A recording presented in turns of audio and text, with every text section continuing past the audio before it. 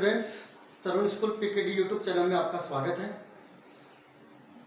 आज हम unit 2 start करने जा रहे हैं और यूनिट 2 का हमारे पाठ्य पुस्तक का विषय है चैप्टर नंबर 3 जिसका नाम है मैट्रिक्स। अब इस चैप्टर से आपकी यूनिट 2 स्टार्ट हो जाती है। तो यहाँ पर जो आपकी हेडिंग है मैट्रिक्स, जिसे बोलते हैं आव्यूह है। किसे कहते हैं आव्यूह? एक छोटी सी परिभाषा है, संख्याओं का आयताकार विन्यास। संख्याओं का एक आयताकार विन्यास क्या कहलाता है? आव्यूह कहलाता है। अब इसको प्रॉपर समझने के लिए देखो, एक एग्जाम्पल के माध्यम से आपको समझाता हूँ और इसका किस प्रकार से इसको दर्शाया जाता है और उसमें क्या क्या होता है। ठीक है, जैसे मैं बात करूँ, आपके पास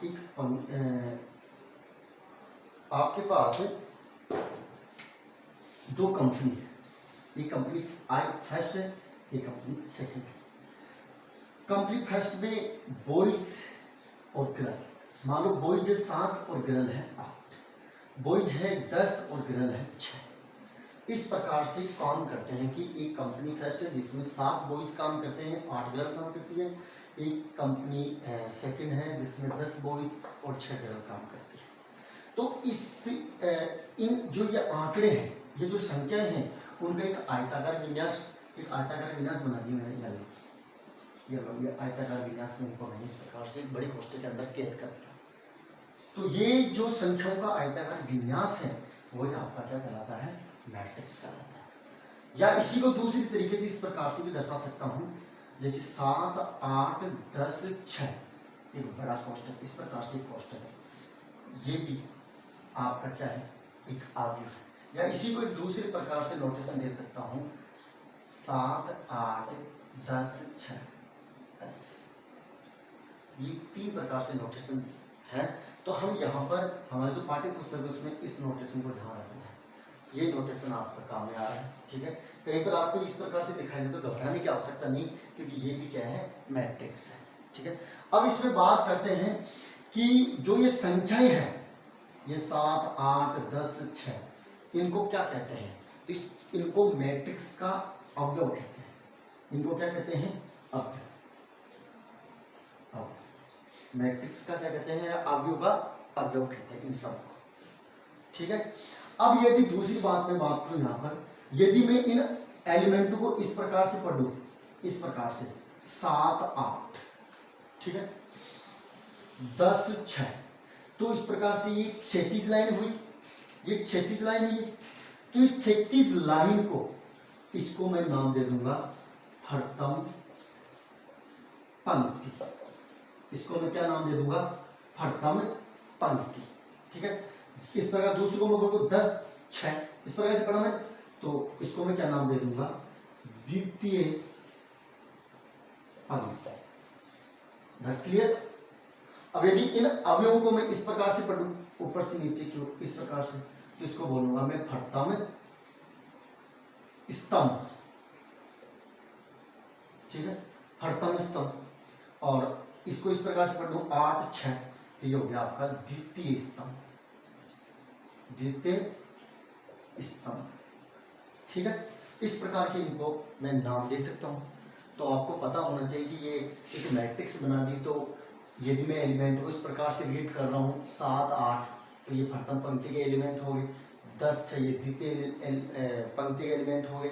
मैं इस प्रकार से पढ़ रहा हूँ 7, 10 तो ये प्रथम स्तंभ के एलिमेंट हो गए, और 8, 6 इस प्रकार से पढ़ रहा हूँ तो ये द्वितीय स्तंभ के क्या हो गए? एलिमेंट हो गए। तो ध्यान में रखना, इनको एक दूसरी परिभाषा से इस प्रकार से भी बोल सकता हूँ कि दिए गए संख्या, दिए गए आंकड़ों को किसी निश्चित क्रम के अनुसार पंक्ति और स्तंभ के रूप में एक आयताकार विन्यास के रूप में व्यक्त करना ही क्या कहलाता है? आव्यूह कहलाता है। इस प्रकार से भी बोल सकते हैं, या संख्याओं का आयताकार विन्यास आव्यूह कहलाता है। ठीक है, तो ये था आपका मैट्रिक्स।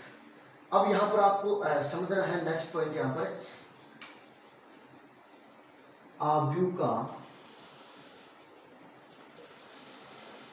क्रम, order of A matrix. Order of A matrix, आव्यूह का क्रम क्या होता है? आव्यूह का क्रम, इस बात को समझना बहुत। अब इसमें आपको ध्यान रखना, आव्यूह का नोटेशन भी हो गया, मतलब किस प्रकार से इनको दर्शाते हैं मैट्रिक्स को। ठीक है, इसकी परिभाषा हो गई। और इसमें जो ये जो संख्याएं लिखी है उनको क्या कहते हैं, और इस प्रकार से यदि संख्या को रीड करूंगा तो ये प्रथम पंक्ति होगी, इस प्रकार से ये द्वितीय पंक्ति, ये प्रथम स्तंभ, ये द्वितीय स्तंभ, ठीक है ना। तो अब देखते हैं आव्यूहों का क्रम। आव्यूहों का क्रम क्या होता है, जैसे मान लो मेरे पास है m गुणा n संख्याएं, मेरे पास संख्या कितनी है, m गुणा n संख्याएं, ठीक है, मेरे पास m गुणा n संख्याएं हैं। तो ध्यान में रखना यहाँ पर n गुणा n संख्याओं में मैं एक बात बोलूंगा, यहाँ से छोटी सी बात है कि यदि n गुणा n संख्याओं को प्रत्येक पंक्ति में, इधर ध्यान रखना, बोर्ड के ऊपर देखो, m गुणा n संख्याओं को, इन संख्याओं को मैं एक आयताकार विन्यास बनाऊंगा। इन संख्याओं का m गुणा n जो संख्याएं हैं आपके पास, इन संख्याओं का मैं एक आयताकार विन्यास बनाऊंगा। और आयताकार विन्यास में ध्यान में रखना आपको कि प्रत्येक पंक्ति में n संख्याएं लेकर चलूंगा और m पंक्तियों लेकर चलने पर और उनका एक विन्यास बना दूंगा, और एक विन्यास बनेगा। तो उस विन्यास में जो संख्या होगी m गुणा n, तो वो m गुणा n क्रम का क्या हो गया, वो विन्यास हो जाएगा। तो ध्यान में रखना, मैं यहाँ पर बात करूंगा संख्याओं में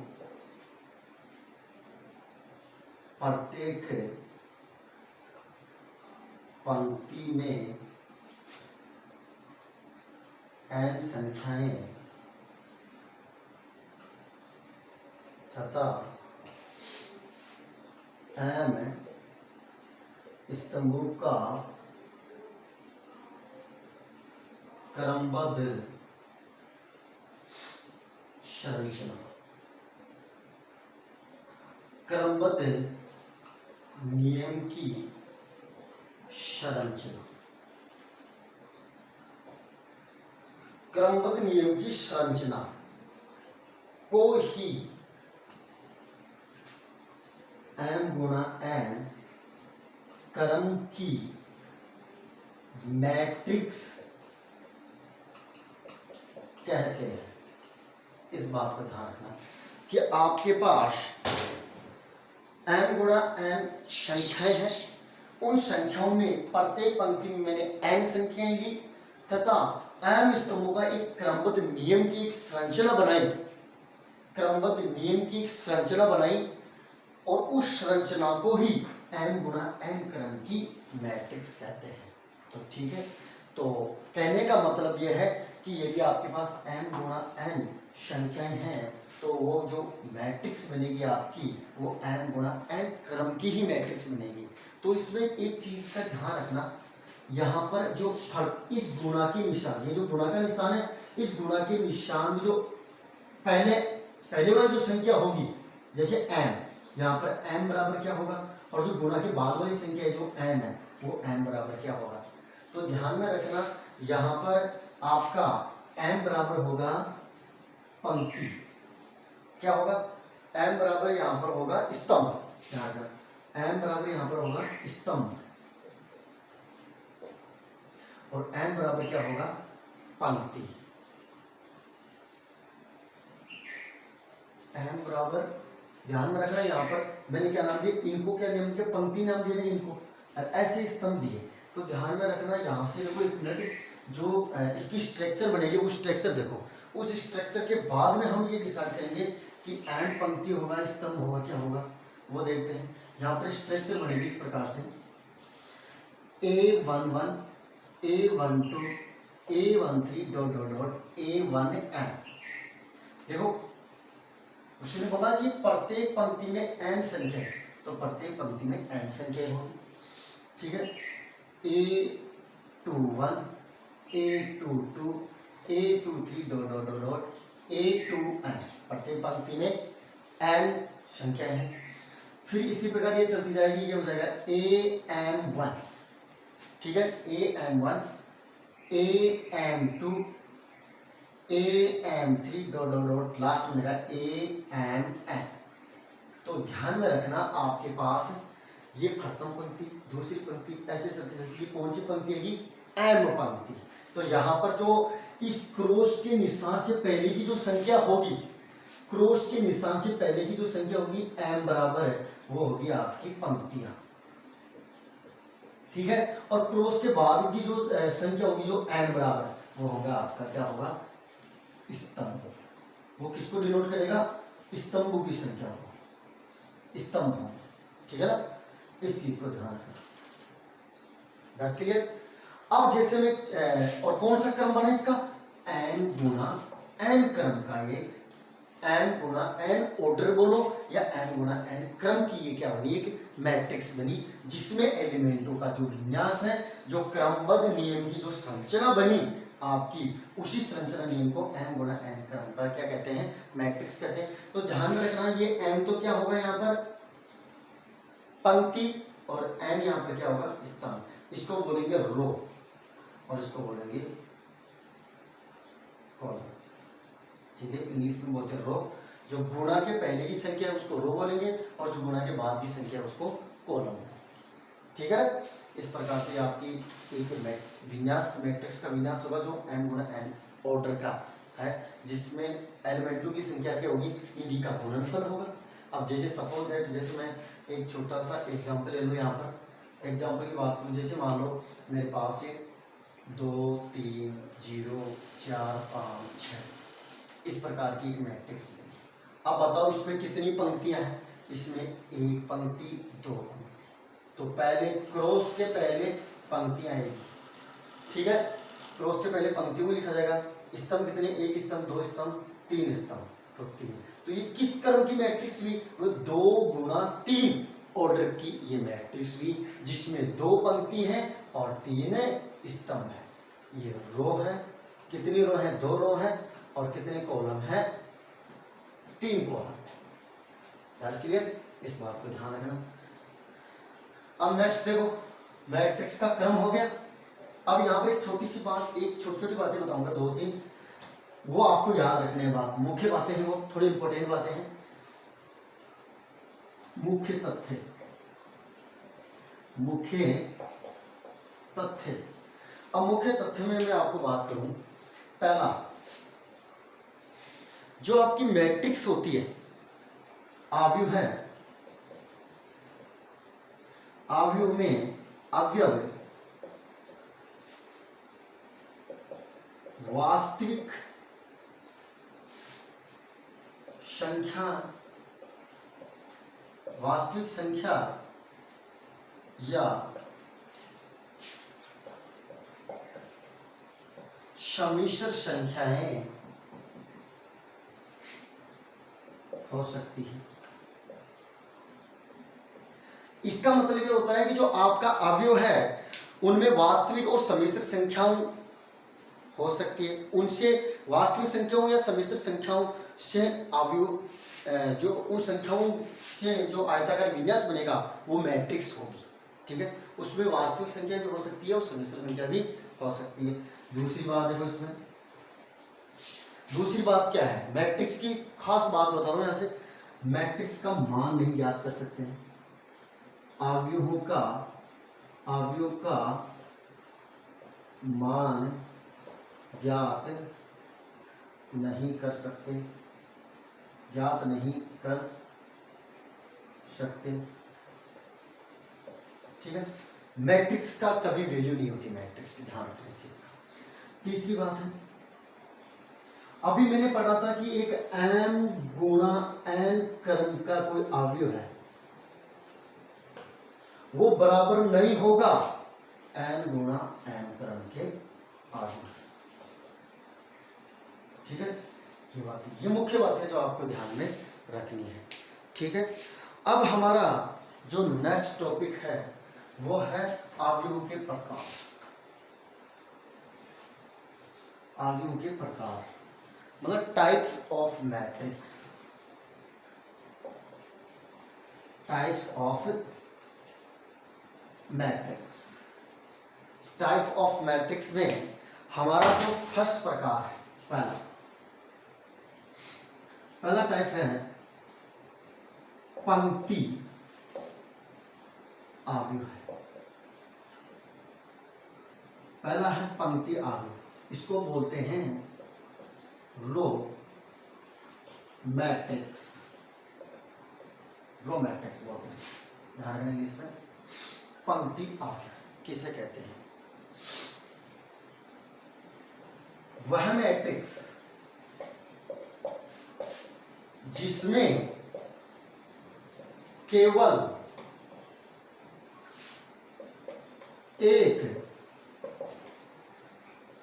पंक्ति हो, जिसमें केवल एक पंक्ति हो। जैसे एग्जांपल, केवल एक पंक्ति हो, 1 2 1 2 3, एक पंक्ति 1 गुना 3 का कार्य हो जाएगा। और ठीक है, इसी को लिख सकता हूँ मैं, देखो A11 A12 A13 dot dot dot A1 n, ये है 1 गुना n, समझ में आएगा? A11 A12 A13 dot dot A1। तो देखो इसमें केवल एक ही पंक्ति है, तो वो होता है पंक्ति अवयव। ठीक है,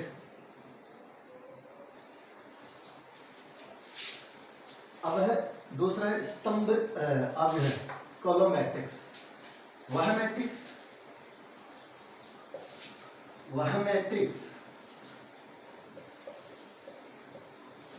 जिसमें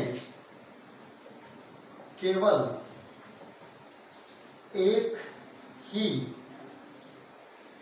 एक ही स्तंभ हो, एक ही स्तंभ हो, क्या कहलाएगा? कॉलम मैट्रिक्स कहलाएगा, जिसमें केवल एक ही स्तंभ हो। जैसे देखो एग्जांपल के तौर पे मैं लिख सकता हूँ 1 2 3, इसमें पंक्ति तो कितनी है? 1 2 3 पंक्ति है, और स्तंभ कितना है? 1 है। 3 गुना 1 क्रम की ये मैट्रिक्स है, जो कि क्या कहलाएगी? स्तंभ मैट्रिक्स। इसको लिख सकता हूँ मैं A11 A21 A31 dot dot dot AM1। तो बोलो इसमें ये कौन से क्रम की मैट्रिक्स है बताओ? जिसमें केवल एक स्तंभ हो, तो ये m गुना 1 क्रम की मैट्रिक्स। ठीक है, जिसमें n पंक्ति है और एक स्तंभ है। एक छोटी सी बात और देखना है, अभी मैंने क्या बोला था? जैसे A11 A12 A13 dot dot dot A1 n, A21 A22 A23 dot dot dot A2n, और इस प्रकार से AM1 AM2 AM3 dot dot dot AMN। इस प्रकार से मैंने अभी मैट्रिक्स का विन्यास बनाया था, और ये कौन से क्रम में बनी थी? m गुना n। इसको नोटेशन के तौर पर मैं a बराबर लिख सकता हूँ उसको। ठीक है, तो मैट्रिक्स को कैपिटल अंग्रेजी वर्णमाला के कैपिटल अक्षरों से हम डिनोट कर सकते हैं ABCD से। ठीक है, तो इसको मैं, इसका जो संक्षिप्त रूप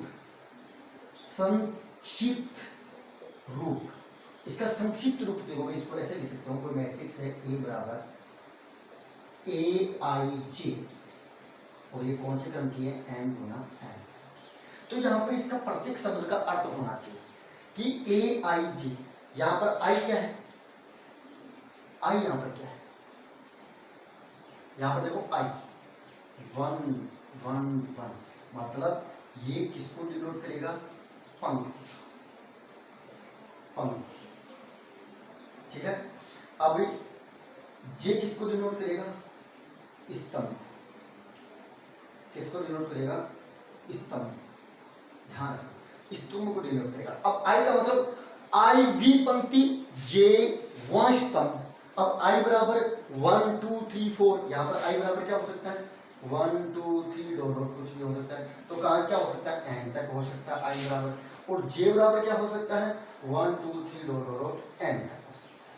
J का मान m आएगा और I का मान n। इसलिए यहाँ पर I का मान m आएगा, J का मान n आएगा। इस चीज को ध्यान रखना। तो I V पंक्ति, J 1 स्तंभ, तो कोई सा भी हो सकता है, इस चीज का ध्यान रखना। यहाँ पर जैसे मैं बात करूं इसकी A23, मतलब A23 का मतलब क्या है? A23 मतलब दूसरी पंक्ति तीसरा स्तंभ। इसका मतलब यहाँ I बराबर कितना है? 2, और J बराबर कितना है? 3। तो I बराबर 2 मतलब दूसरी पंक्ति जे मतलब तीसरा स्तंभ। तो आई तो किसको डिनोट करेगा, पंक्ति को, जे किसको डिनोट करेगा, स्तंभ। ठीक है ना, कौन सा स्तंभ होगा, कौन सी पंक्ति होगी। ठीक है, इस प्रकार से जैसे मैं मानूं इसको AM3, AM3 मतलब M वी पंक्ति और तीसरा स्तंभ। इसका मतलब आई की जो वैल्यू की 1 2 3 डॉट डॉट m तक, जे की वैल्यू की 1 2 3 डॉट m अकॉर्डिंग टू इस स्ट्रक्चर के अनुसार। ठीक है ना, तो ये ध्यान में रखना, ये आई जे ये शॉर्ट में मैंने लिख दिया इस आव्यूह। ठीक है, AIJ। तो यहाँ पर ध्यान रखना, आई क्या है, पंक्ति है, जे क्या है, स्तंभ है, इस चीज को ध्यान रखना। और m गुणा n क्रम का ये क्या है, मैट्रिक्स है।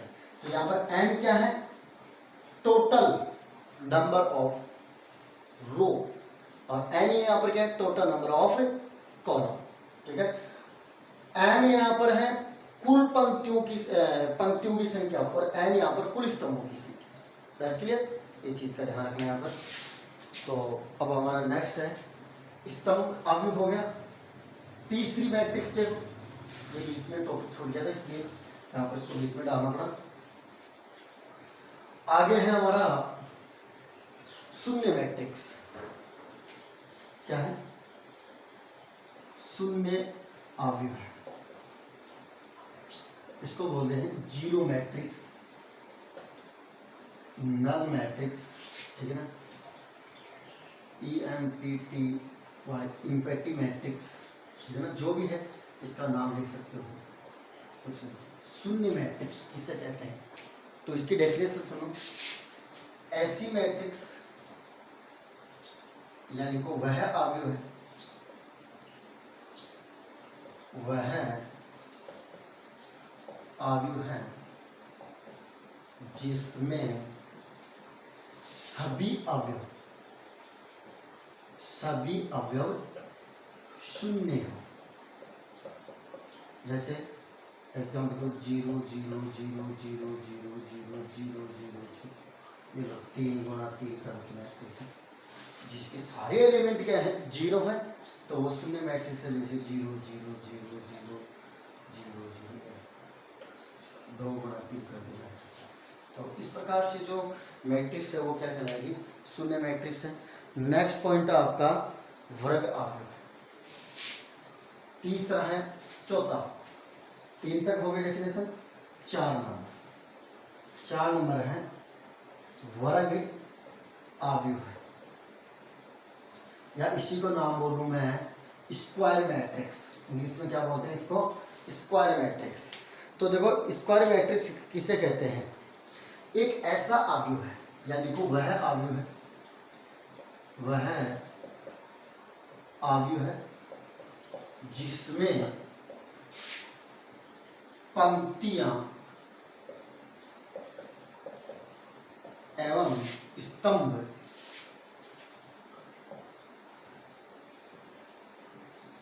समान, पंक्तियां में स्तंभ समान, संख्या में समान होने चाहिए, कि जितने पंक्तियां हैं उतने ही क्या है, स्तंभ है। जैसे मैं लिख दूं 1 2 3 0 5 6 3 -4 ये 3 गुणा 3, जितनी पंक्तियां हैं उतनी क्या है, स्तंभ है। जैसे 1 2 3 4 ये क्या है, 2/2। ठीक है, कहने का मतलब यहाँ पर जितनी पंक्तियां हैं उतने ही स्तंभ हैं, तो वो कौन सी मैट्रिक्स कहलाती है, वर्ग मैट्रिक्स, स्क्वायर मैट्रिक्स कहते हैं। ठीक है, अब देखो 5 नंबर डेफिनेशन इसकी, 5वीं। नेक्स्ट है आपकी डेफिनेशन इसकी। अब ध्यान रखना, इसमें वर्ग मैट्रिक्स में छोटी सी बात हो रहा है। जैसे मैंने लिखा A11 A12 A13 A21 A22 A23 A31 A32 A33, इस प्रकार से मैंने एक वर्ग मैट्रिक्स लिखी 3/3 का एक मैट्रिक्स है। तो ध्यान रखना इस वर्ग मैट्रिक्स का जो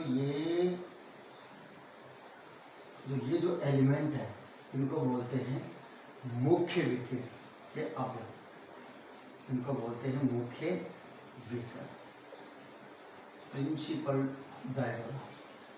ठीक है, प्रिंसिपल डायगोनल मुख्य विकिरण के अवयव है, ठीक है।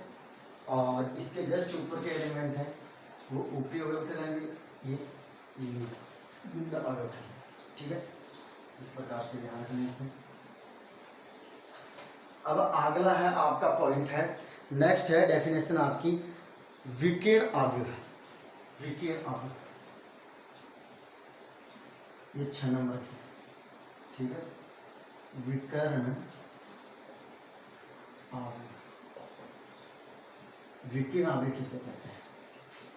विकिरण अवयव डायगोनल मैट्रिक्स, इसको क्या बोलते हैं? Diagonal matrix. 5 नंबर की डेफिनेशन है। 4 कंप्लीट कर ली। 4 कौन कौन से किए भी ने हमने? पंक्ति अवयव है, स्तंभ अवयव है, शून्य अवयव है, और शून्य अवयव के बाद में हमने पढ़ा अभी वर्ग अवयव, ठीक है। अब हम पढ़ रहे हैं विकिरण अवयव। विकिरण अवयव किसे कहते हैं? इस चीज को देखो, विकिरण अवयव वह वर्ग मैट्रिक्स जिसमें मुख्य विकिरण के अवयव के अतिरिक्त सभी अवयव शून्य हो। इधर देखो, वह मैट्रिक्स या वह अवयव है जिसमें, या ऐसे लिखो, इस प्रकार से लिखो, वह वर्ग मैट्रिक्स, वह वर्ग अवयव है जिसमें मुख्य विकिरण के अवयवों के अतिरिक्त अवयव शून्य हो। वह वर्ग अवयव है जिसमें मुख्य विकिरण के अवयवों के अतिरिक्त अवयव शून्य हो। इसका मतलब है वहाँ कि एक ऐसा वर्ग मैट्रिक्स होगा आपके पास, जैसे मैं एक एग्जांपल के तौर में आपको बता दूं, -1 0 0 2 0 3 4 5 0, नहीं ऐसे नहीं, मतलब मुख्य विकिरण के अवयवों को तो रखना है और बाकी एलिमेंट को क्या कर देना है? 0 कर देना। देखो, वह वर्ग अवयव जिसमें मुख्य विकिरण के अवयवों के अतिरिक्त अवयव शून्य हो। तो देखो, मुख्य विकिरण के अवयव देखो, इनके अलावा ये मुख्य विकिरण के अवयव हो गए, डायगोनल एलिमेंट हो गए, इनके अलावा जो एलिमेंट है इनके अतिरिक्त अवयव शून्य हो। इनके अतिरिक्त सभी अवयव क्या है? शून्य है। तो इस प्रकार की जो मैट्रिक्स है वो कौन सी मैट्रिक्स कहलाती है? वो मैट्रिक्स कहलाती है आपकी विकिरण अवयव है। अब है आपकी नेक्स्ट है अदिश अवयव। अब देखो, इसमें अदिश मैट्रिक्स 6 नंबर का है आपका अदिश मैट्रिक्स, अदिश अवयव। अदिश अवयव में स्केलर मैट्रिक्स अदिश अवयव है। तो देखो, वह विकिरण अवयव है, वह विकिरण अवयव है जिसमें मुख्य विकिरण के अवयव समान हो, के अवयव समान हो। अभी देखो, मैंने यहाँ पर अभी इसका जो एग्जांपल दिया था कुछ इस प्रकार से दिया था, 1 2 3 0 0 0 0 0, ये 3x3 की वर्ग मैट्रिक्स है, जो कि कैसी है? विकिरण अवयव मैट्रिक्स है, क्योंकि मुख्य विकिरण के अवयव के अलावा बाकी सारे एलिमेंट क्या है? 0 है। अब देखो, इसी एग्जाम्पल को मैं यहाँ फिट करता हूँ। अदिश अवयव है, वह विकिरण अवयव। पहले तो अदिश अवयव की परिभाषा देने के लिए जिस मैट्रिक्स पर हम अदिश अवयव की परिभाषा फिट करेंगे, पहले तो वो मैट्रिक्स क्या होनी चाहिए? विकिरण अवयव होनी चाहिए। तो वह विकिरण अवयव है जिसमें मुख्य विकिरण के अवयव समान हो। अब यहाँ पर देखो, ये विकिरण अवयव तो है, ये मैट्रिक्स विकिरण अवयव तो है, लेकिन इसको मैं अदिश अवयव नहीं कह सकता। क्यों नहीं कह सकता? कि अदिश अवयव की जो परिभाषा है वो क्या कहता है कि मुख्य विकिरण के एलिमेंट क्या होने चाहिए? समान। तो इसमें जो मुख्य विकिरण के एलिमेंट है वो समान नहीं है, इसलिए यह आपकी विकिरण अवयव तो है लेकिन अदिश अवयव नहीं है। अदिश अवयव कब होगा? तो एक एग्जांपल के माध्यम से देखो, 1 0 0 0 1 0 0 0 1, ये 3/3, ये देखो, या एक ऐसे भी लिख सकता हूँ मैं 3 0 0 3, ये मुख्य विकिरण के अवयव समान, ये 2/2 की, 2/2 की, ठीक है। किसी भी प्रकार से आप लिख सकते हैं, लेकिन ध्यान में रखना जिस मैट्रिक्स के बारे में पूछ रहा है उस मैट्रिक्स की वो मैट्रिक्स डेफिनेशन फॉलो करता है नहीं करता है। तो ये जो परिभाषा है वो आपको याद रखनी है विद एग्जाम्पल के साथ, क्योंकि आगे प्रश्न में बहुत उपयोगी साबित होगी। फिर आपकी नेक्स्ट है इकाई अवयव है। इकाई अवयव है, देखो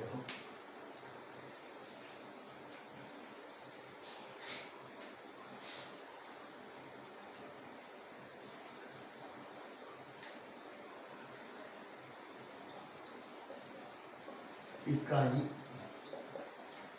अवयव है, देखो वह वर्ग मैट्रिक्स, वह वर्ग, या ऐसे देखो इकाई अवयव में आप देखो, अभी आपने ऊपर क्या लिखा? अभी किसकी डेफिनेशन लिखी थी आपने? आपने लिखी थी अदिश अवयव की। तो हम क्या लिखेंगे? वह अदिश अवयव है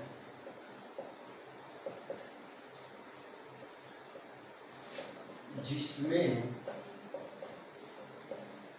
मुख्य विकिरण के अवयव इकाई हो, मतलब एक एक हो, ठीक है। जैसे एग्जाम्पल के तौर पर समझो इसको, 1 0 0 0 1 0 0 0 1, अभी एग्जाम्पल दिया था 3/3, और इसको मैं बोल सकता हूँ I3 से, इसको इस प्रकार से डिनोट कर सकता हूँ, इकाई अवयव है। I3 का मतलब है, I3 का मतलब होता है 3 क्रम का इकाई अवयव, 3 क्रम का इकाई अवयव I3 या 3/3। I3 का मतलब 3/3 भी अंडरस्टूड होता है इसमें, यहाँ पर इसके लिए इस प्रकार से। या दूसरा एक एग्जाम्पल तो 1 0 0 1, 2/2, इसको बोल सकता हूँ I2 × 2, इस प्रकार से दर्शा सकते हो, या I2 से भी इसको मैं दर्शा सकता हूँ, ठीक है। तो ये हो गया आपका इकाई अवयव, दर्शाइए जिसमें मुख्य विकिरण के अवयव, एक अदिश अवयव जिसमें मुख्य विकिरण के अवयव इकाई हो, दर्ज क्लियर। अब आगे हम देखते हैं त्रिभुजाकार मैट्रिक्स। त्रिभुजाकार मैट्रिक्स में हम 2 प्रकार के पढ़ेंगे। पहला हम त्रिभुजाकार मैट्रिक्स में जो हमारा फर्स्ट टाइप होगा वो होगा निम्न त्रिभुजाकार अवयव, ठीक है, इस प्रकार से, ठीक है। दूसरा है आपका इसी का ऊपरी त्रिभुजाकार अवयव, ऊपरी त्रिभुजाकार अवयव। तो निम्न त्रिभुजाकार अवयव और ऊपरी त्रिभुजाकार अवयव में देखते हैं हम क्या होता है इसमें। तो पहले हमारा है निम्न त्रिभुजाकार अवयव है। तो इस प्रकार के जो निम्न त्रिभुजाकार अवयव में है, इसमें इनकी जो डेफिनेशन है वो मैं कुछ इस प्रकार से देना चाहता हूँ। जैसे मान लो एक वर्ग मैट्रिक्स है, कैसी मैट्रिक्स है? वर्ग मैट्रिक्स है। तो लिखो वह वर्ग मैट्रिक्स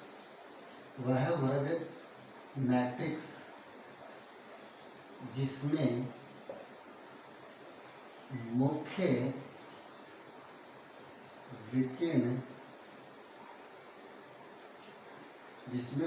विकिरण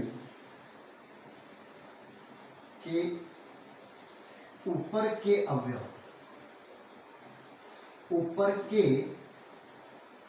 मुख्य विकिरण के ऊपर के सभी अवयव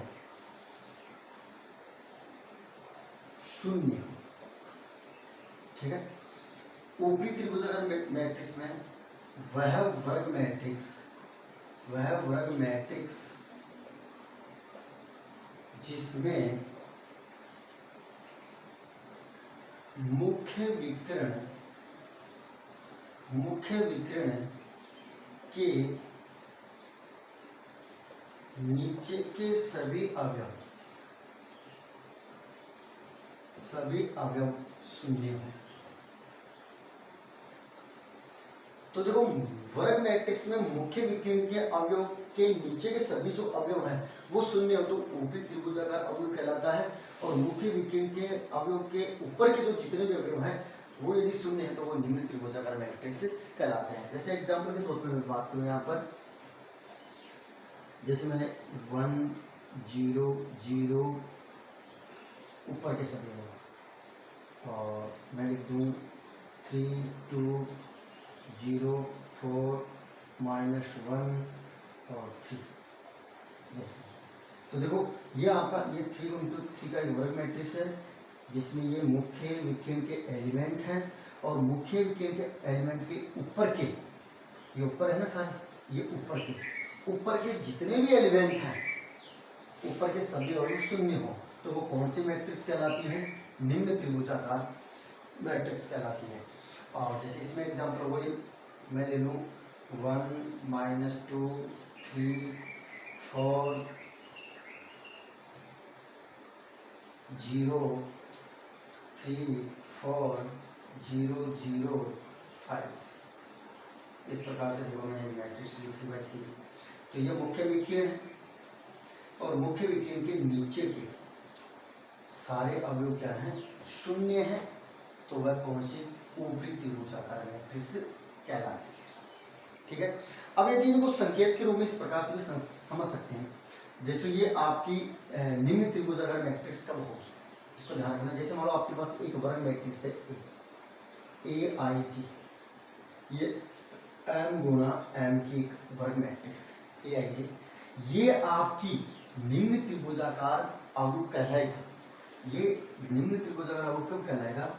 जब AIJ = 0, जबकि ये AIJ 0 कब होगा?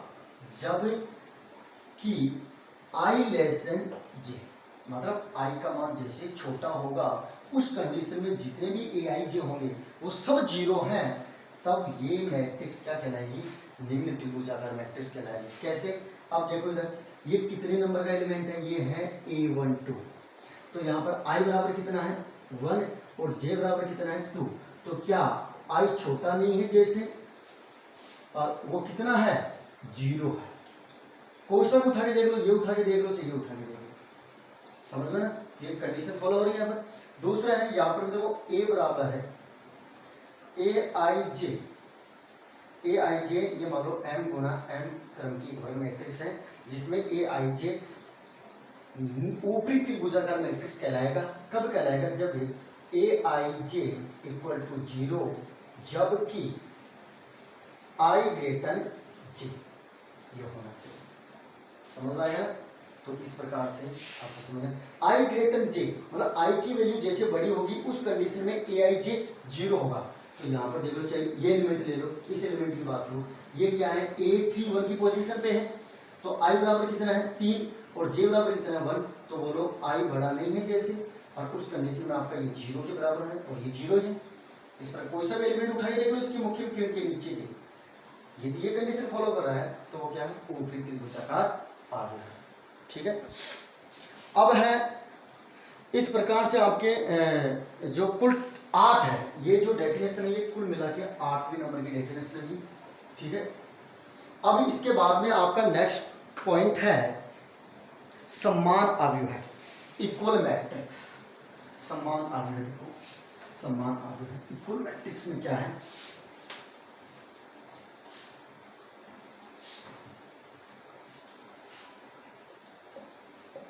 समान अवयव, समान अवयव की वह मैट्रिक्स अवयव है जिसमें